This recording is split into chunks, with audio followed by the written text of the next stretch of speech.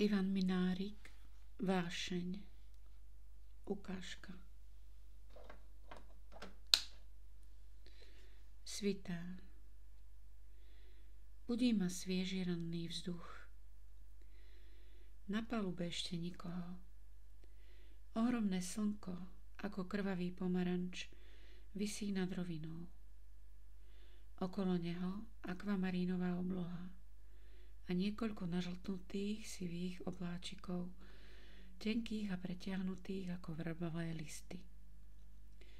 Vo vzduchu je ostrá vôňa z ambry a skosenej trávy. Budím Radoslavova. Ráno, už je ráno. Po chvíli, keď prišiel čašník. Čo budeme? Čiernu kávu a rakiu, pravdaže? Dosť sa ešte napijeme bielej kávy. Cesta plynie. Ešte deň a noc. V pešti prisadla akási mladá dáma. Pekná. Má čudne formované líca. Ako výsledok párenia dvoch cudzích ráz. Ako filmová herečka Gerda Maurus. Asi 20 rokov a priezračný sivobelasý pohľad. Nohy má mierne, veľmi mierne skrivené do O. Je to skôr pikantné a bizarné, než škaredé. Radoslavov je nadšený. Poďte, predstavím vás. Ale veď ju nepoznáte. Všetko jedno, potom predstavíte vy mňa. Taký je Boris Radoslavov.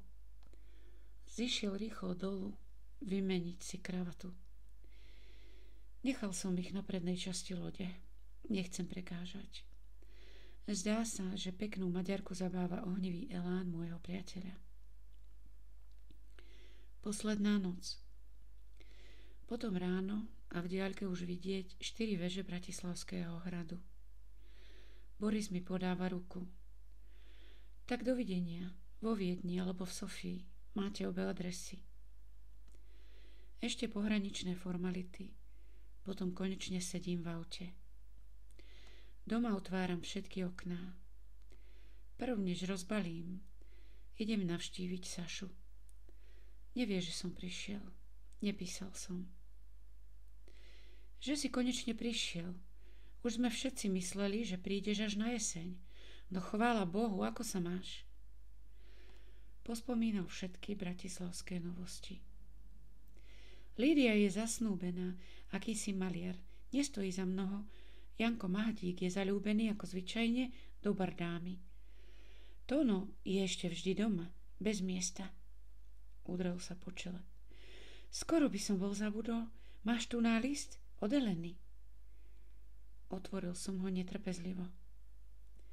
Daňo, píšem ti iba celkom krátko. Ani neviem, či si v Bratislave, ale všetko jedno. Musím z domu. Rozhodla som sa. Len čo mi nájdeš nejaké miesto, napíš mi a prídem. Potom podrobnosti. Saša, kedy prišiel ten list? Pýtam sa. Asi týždeň. V poriadku. Pôjdeš so mňou? Musím do mesta. Rozhodol som sa. Idem na poštu. Telegrafujem Elene. Príď hneď. Čakám ťa. Nič viac. Hlúposťou by bolo dívať sa ďalej od nosa.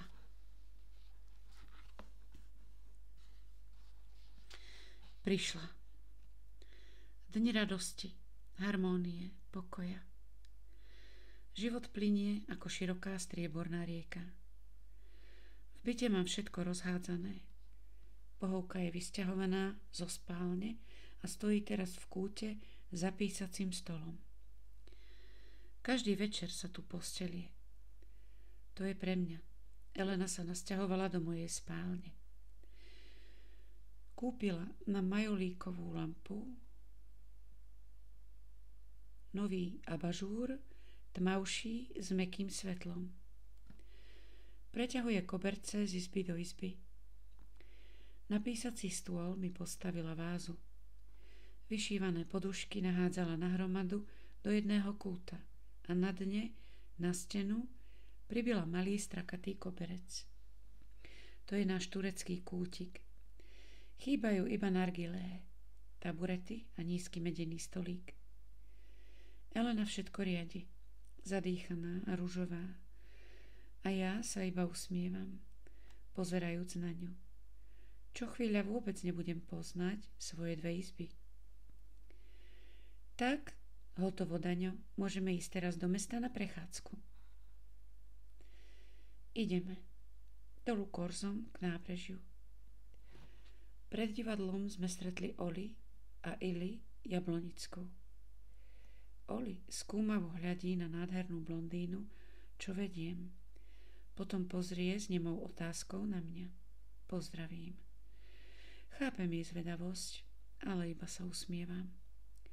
Kto by sa neusmieval, keď je šťastný? To sú dve moje staré priateľky, vysvetľujem Elene. Jedna je právnička a druhá teraz maturuje.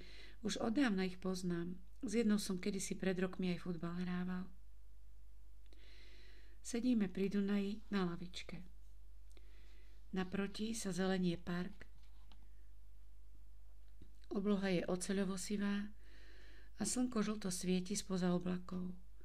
Stromovie sa zrkadlí vo vode ako na flámskych krajinkách. Daňo, tak dobre sa cítim. Spočiatku som mala obavy, bola som nerozhodná, však vieš, ako to býva pred veľkým skokom, ale teraz som šťastná. Malá moja, a čo mám ja hovoriť? Pamätáš sa, keď som ti rozprával o svojich 4 láskach? Náhodou každá bola v inom ročnom období. Na jeseň najnešťastnejšia, ale ty si leto, vášeň, búrka. Hľadí vďačne na mňa, ako by mi ďakovala. Nedívaj sa tak na mňa, nemám rád ten pohľad. Tvoja žrtva je väčšia než moja a milujem ťa, ty to vieš. Ale rodina, ach Daňo, keby si vedel, dlho som váhala. Raz mi jej otec vyčítal, i ten kúsok chleba, čo mi dáva, že nestojím za to, aby ma choval. A matka je slabá, tá sa ma nezastane nikdy, ale teraz vidia. Nechaj, Lele, už si von z pekla, ani myslieť nie je treba na nich. Stmieva sa. Od Dunaja dvíha sa priehľadná večerná hmla. Pôjdeme? Ako chceš, Daňo. Večeriame v malej reštaurácii na bočnej ulici Korza. Ja tu vždy jedávam, hovorím. Čisto, dobre a nie je drahé. A hlavne tu nájdem vždy známych. Medzi cudzími sa cítim ako si nepríjemne, neprirodzene. Pri platení je prvý konflikt. Elena chce platiť večeru.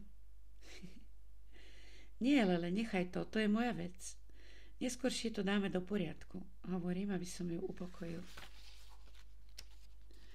Ale ja predsa nemôžem od teba žiadať, aby si mi platil, protestuje Elena. Pravda, že milá, ale pokladaj toto, za čo si mimoriadne, povedzme, že si mi hosťom.